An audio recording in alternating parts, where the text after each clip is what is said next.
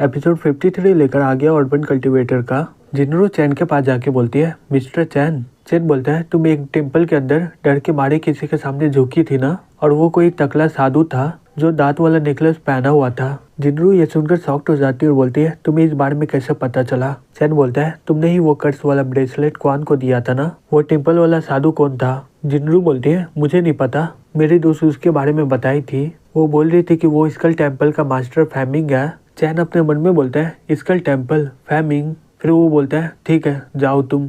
जिनरू बोलती है, mister chain please मुझे रात के लिए यहाँ पर रुकने दीजिए। अगर डायरेक्टर को पता चल गया कि मैं आपको छोड़ के चली गई हूँ, वो मुझे मार डालेगा। चैन बोलता है, तुम मुझसे डरती हो क्या? तुम मुझसे डरती नहीं हो क्या?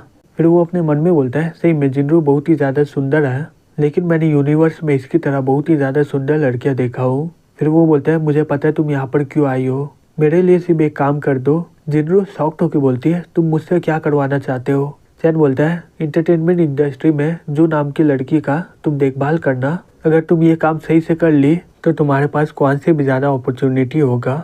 जिनरू ये सुनकर खुश हो जाती है, बोलती है, सही में? चैन बोलता है, बिल्कुल, अब तुम जाओ, मैं डायरेक्टर को बोल दूंगा, वो तुम्हें कुछ नहीं करेगा। फिर जिनरू वहाँ से चली जाती है। चैन अपने मन में बोलता है, पिछले जन्म में इंटरटेनमेंट इंडस्ट्री में जो को बहुत ही ज्यादा प्रॉब्लम हुआ था, मैं नहीं चाहता कि इस बार भी उसके साथ वही हो। फिर हमें अगले दिन दिखाया जाता है, कुछ आदमी आके बोलते हैं, मिस्टर चैन आप यहाँ पर? दूसरा आदमी बोलता है, मिस्टर चैन क्या हो गया? चैन बोलता है, मुझे जैंग ग्रुप का पेपर चाहिए। वो आदमी शॉक्ड होकर बोलता है, पेपर? चैन बोलता है, ये जैंग ग्रुप मेरे लिए सिर्फ पैसा है, मैं यहाँ पर रुककर इसे मैनेज नहीं कर सकता हूँ, तो मैं इसे बेच दूंगा। वो आदमी ये सुनकर शॉक्ड हो जाता है और बोलता है, बेच दोगे? तुम इसे ऐसे बेच नहीं सकते हो, इतना बनाने के लिए बहुत सारे जनरेशन बहुत ही ज्यादा मेहनत किए थे। चैन बोलता है, फिर मुझे ये ग्रुप को मैनेज करने के लिए कोई आदमी चाहिए, क्या कोई है क्या? वो लड़का अपने मन में बोलता है, मैं अपना नाम लेना चाहता हूँ इसके लिए, लेकिन मुझे पता है ये कभी भी इसके लिए हाँ नहीं बोलेगा। फिर वो बोलता है, कैसा रहेगा मेरा थर्ड अंकल? चैन बोलता है, ओल्ड फैशन है और उसके पास कोई भी एबिलिटी नहीं है। फिर वो लड़का बोलता है, तो मेरा नाइंग अंकल, उन्होंने पहले जैंग ग्रुप को संभाला था। चैन बोलता है, हाँ ये सही है इसके लिए, लेकिन उसने पहले संभाला था तो वो इसके लिए काबिल नहीं है अब। लेकिन इसका क्या मतलब हुआ, जैंग ग्रुप तो इनका ही हुआ। वो लड़का बोलता है, फिर कैसा रहेगा जैंग?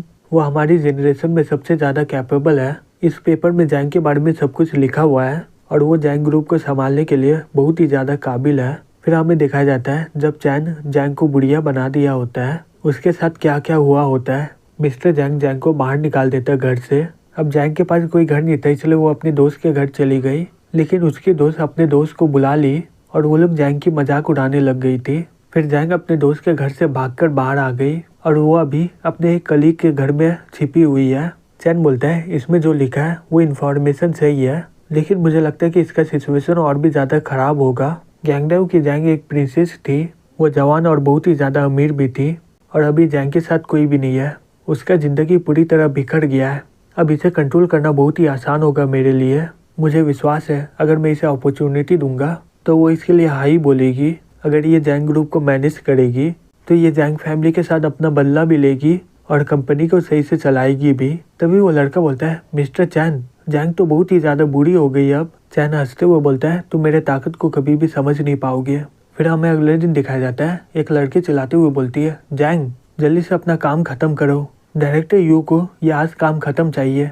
जैंग बोलती है, ठीक है। फिर वो अपने मन में बोलती है, अच्छा हुआ कि मैं बाहर में जाकर डिजाइन स्किल सीख ली थी, जिस कारण मुझे अभी काम मिल गया, नहीं तो मैं भूख के कारण मर जाती। फिर वो लड़की चिल्लाते हुए बोलती है, अपना काम सही से करो, मैं तुम्हें किस बात के लिए पैसा दे रही हूँ? अब तुम जैंग फैमिली की कोई प्रिंसेस नहीं हो, अगर तुम सही से काम नहीं करोगी तो यहाँ से निकल जाओ। जैंग बोलती है, ठीक है मैडम, मैं सही से काम कर रही हूँ। फिर वो पीछे में देख के बोलती है, मैनेजर आप यहाँ पर क्या कर रहे हो? मैनेजर बोलता है, निंग ये है डायरेक्टर चैन, हमारी कंपनी के डायरेक्टर। जैंग चैन को देखते हुए अपने मन में बोलती है, तुम यहाँ पर मुझे नीचा दिखाने आए हो, मैं पहले तुमसे बहुत ही ज्यादा नफरत करती थी, लेकिन ये सब होने के बाद मैं तुमसे कभी नफरत नहीं कर पाऊंगी। अगर तुम नहीं रहते तो मैं इन सभी का असली चेहरा देख नहीं पाती। तभी चैन बोलता है, हे जैंग मुझे जैंग ग्रुप को मैनेज करने के लिए किसी की जरूरत है, क्या तुम मेरी इसमें मदद करोगी? ये सुनकर जैंग बहुत ही ज्यादा शॉक्ड हो जाती है और बोलती है, क्या? चैन बोलता है, मैं तुम्हें बहुत ही ज्यादा ताकत दूंगा और साथ ही साथ मैं तुम्हें पहले की तरह सुंदर भी बना दूंगा। जैंग बोलती है, तुम्हें इसके बदले क्या चाहिए?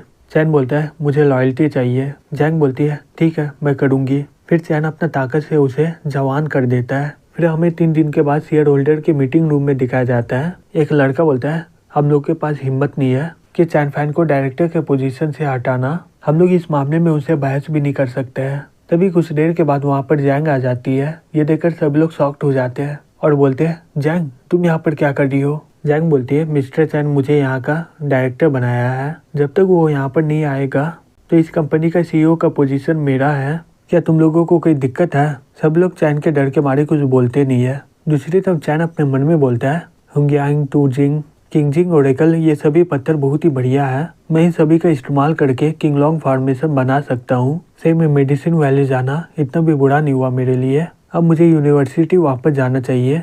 जैंग बोलती है मिस्टर चैन ये लीजिए आपका चाय। चैन बोलता है ये काम नौकर का है तुम्हारा नहीं। मैं वापस तुम्हें यहाँ पर जैंग ग्रुप को मैनेज करने के लिए लाया हूँ। जैंग बोलती है आपने बोला था कि आपको पूरा लॉयल्टी चाहिए तो तब से आप मेरे मास्टर बन गए हो। फिर वो अपने मन में बोलती है ये लड़का मुझे नर्क से निकाल कर यहाँ पर लाया, मेरा खूबसूरती वापस लौटा दिया, बिलियन के कंपनी को मुझे मैनेज करने के लिए दे दिया और मेरे साथ अभी कोई भी नहीं है। चैन बोलता है मैं कुछ दिनों के बाद यहाँ से जिंगलिंग वापस जा रहा हूँ। अगर तुम्हें कोई ज़रूरत होगा तो मुझे बुला लेना और चिंता मत करो तुम्हें कोई भी तकलीफ नहीं पहुँचाएगा। जैंग बोलती है ठीक है सर।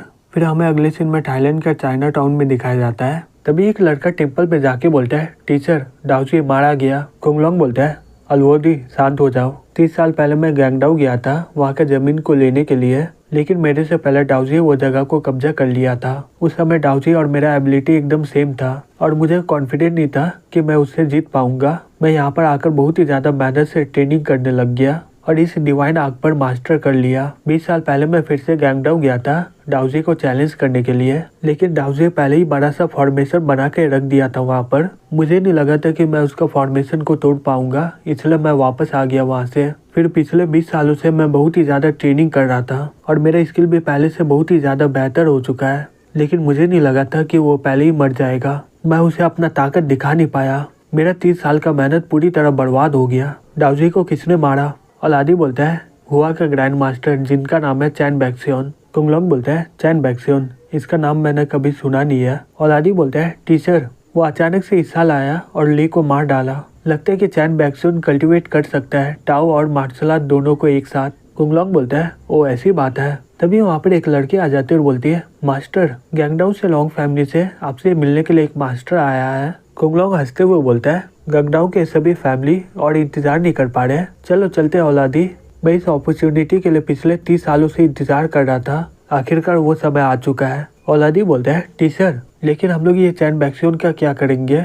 कुंगलोंग बोलता है चिंता मत करो, शायद मैं उसे मार नहीं पाऊंगा लेकिन मैं उसे हरा सकता हूँ। दूसरी तरफ चैन बोलता है लॉन्ग फैमिली लगता है गैंगडाओ से जाने से पहले मुझे लॉन्ग फैमिली में जाना होगा। नी के मरने के बाद दूसरे फैमिली अभी तक हार नहीं माना है, लेकिन आज के बाद गैंगडाओ के कोई भी लोग मुझे अपमानित नहीं कर पाएंगे। फिर हमें अगले सीन में लॉन्ग फैमिली के मेंशन में दिखाया जाता है। लॉन्ग फैमिली का मास्टर कुंगलोंग को बोलता है ये लॉन्ग फैमिली के लिए बहुत ही बड़ा सौभाग्य की बात है, आप इतनी दूर से यहाँ पर आए हो। कुंगलोंग बोलता है आप मुझे सिर्फ कुंगलोंग बोलिए। मास्टर बोलता है सही में आप बहुत ही अच्छे इंसान हो। कुंगलोंग अपने मन में बोलता है अगर मुझे यहाँ पर अपना सेक्टर को बढ़ाना है तो मुझे अपर क्लास लोगों से बहुत ही अच्छा रिलेशनशिप रखना होगा। तभी मास्टर बोलता है मास्टर कुंगलोंग अब इस चैन बैक्सियन को कैसे संभालोगे। कुंगलोंग बोलता है आप इसके बारे में बहुत ही ज्यादा सोच रहे हो। चैन बैक्सियन शायद ताकतवर है लेकिन उसे नहीं पता होगा कि अपना ताकत का कैसे इस्तेमाल करना है। अगर मैं उसकी जगह होता तो मैं डाउजी को चैलेंज करता और सभी का विश्वास जीतता, लेकिन वो सभी को मार रहा है